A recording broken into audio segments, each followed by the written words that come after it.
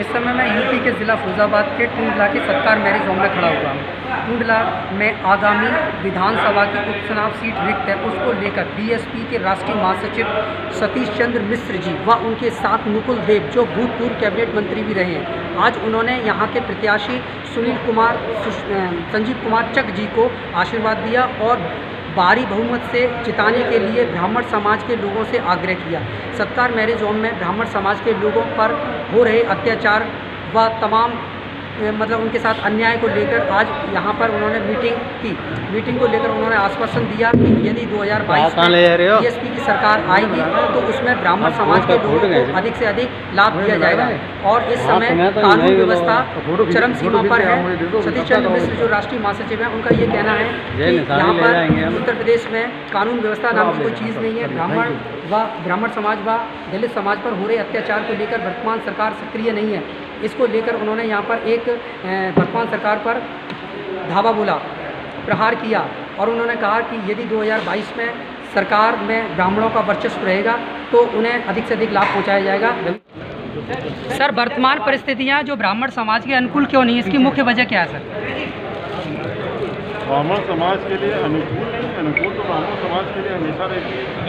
ये है कि ब्राह्मण समाज के ऊपर इस समय इस सरकार में अत्याचार हो रहा है। ये ब्राह्मण समाज के लोगों को आप गिन लीजिए, कितने चिन्हित करके एक एक करके उनकी हत्याओं से लेकर के और हर तरह के उनके साथ में गलत काम हो रहा है, जो कि बिल्कुल सामने आप लोग खुद दिखाते हैं, आपके मीडिया के माध्यम से पूरे प्रदेश को दिख रहा है। लेकिन ब्राह्मण समाज जो है वो ऐसा नहीं है कि वो, अगर ब्राह्मण समाज ये समझ नहीं जानता है कि ब्राह्मण समाज अलग कोई लावारिस नहीं है। ब्राह्मण समाज जो है यहाँ पर 15% और 3 करोड़ से ऊपर ब्राह्मण समाज सर राज्यसभा और ब्राह्मण समाज को ये भी मालूम है कि हम उनके साथ में खड़े हैं।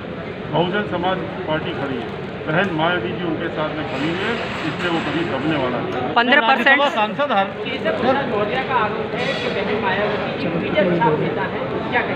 केशव प्रसाद मौर्य जी को कौन गिन रहा है उनकी पार्टी में? आप किसका नाम ले रहे हैं? केशव प्रसाद मौर्य जी अपने बारे में बताएं कि केशव प्रसाद मौर्य जी कहाँ हैं आपको? केशव प्रसाद मौर्य जी तो कहीं दिख ही नहीं रहे, कहीं कभी बीच में कहीं इधर उधर मंत्री के कहीं किसी कार्यक्रम में बैठा दिए जाते हैं। इसके अलावा केशव प्रसाद मौर्य जी की खुद की स्थिति उनकी अपनी पार्टी में बिल्कुल शून्य पर पहुंच गई है। उनकी बात का क्या जवाब देंगे? सर, भाजपा के राज्यसभा सांसद हरनाथ सिंह ने एक बयान आया है जिसमें उन्होंने कहा है कि कृष्ण जन्मभूमि जो कि मुस्लिम पक्षकारों ने घेर रखी है, यानी कब्जा कर रखा है, उसको वो स्वेच्छा से छोड़ दें, जिसमें एक याचिका भी दाखिल हुई है। इस पर क्या कहेंगे?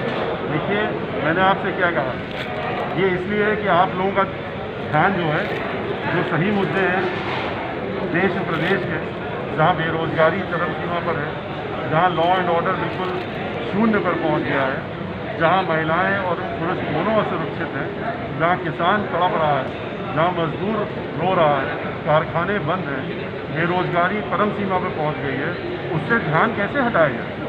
तो ये तो ध्यान हटाने के लिए ये मैंने अभी आपने सुना, मैंने अपने भाषण में क्या कहा, तैयार रहिए, इस तरह की कुछ न चीज़ें आती रहेंगी जिससे कि आप अपने बारे में न सोच पाएँ। आपका ध्यान भटकाने के लिए ये सब उसी की प्रक्रिया के अंतर्गत है और कुछ नहीं। सांसद जी, आपकी सरकार 2022 में आती है और यहाँ आप जीत के जाते हैं, ब्राह्मणों के लिए स्पेशल क्या करेंगे?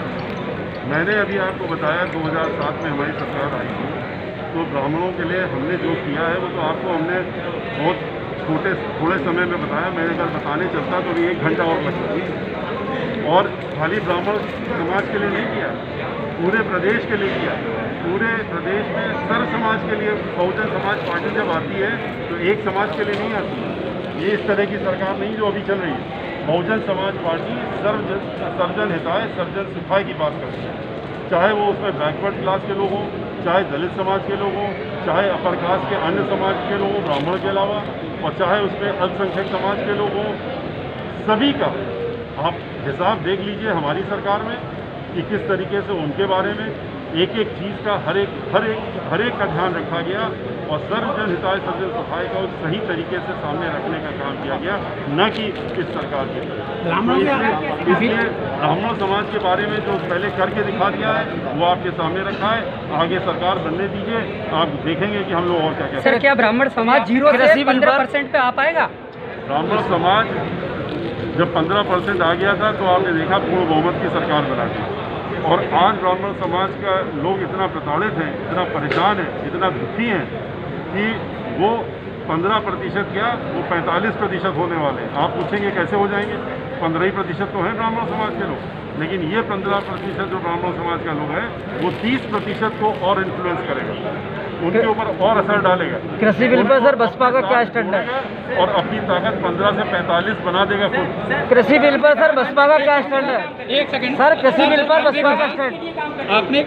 आपने कहा सर कन्नौज में सपा सरकार में एक ब्राह्मण की सर कटवा के लखनऊ मंगवाया गया है, लेकिन उनके साथ लोकसभा में आपने पैक्ट कर लिया। ऐसी क्या मजबूरियाँ रही आपकी कि गुंडों के साथ आपको पैक्ट करना पड़ा? सपा के साथ आपने पैक्ट किया लोकसभा में, क्यों किया सर? जब अगर हमने उनके साथ किया था, ये जो जिस तरह की बीजेपी की सरकार चल रही थी, केंद्र सरकार, उसको उखाड़ फेंकने के लिए, और जो एक तरफा उन्होंने कार्यक्रम किया था उसको उखाड़ फेंकने के लिए उनका साथ दिया था। लेकिन उसके बाद आपने ये भी देखा कि हमने उनका साथ छोड़ भी दिया। क्यों छोड़ा? इन्हीं सब चीज़ों में छोड़ा, जब देखा कि हम इनके साथ में चल करके हम जो हमारा उद्देश्य है, जो पार्टी की नीति रणनीति है और पार्टी जिसे सोच रखती है उससे विपरीत है, तो हम उनके साथ नहीं चल सकते। कृषि बिल पर सर बसपा का क्या स्टैंड है?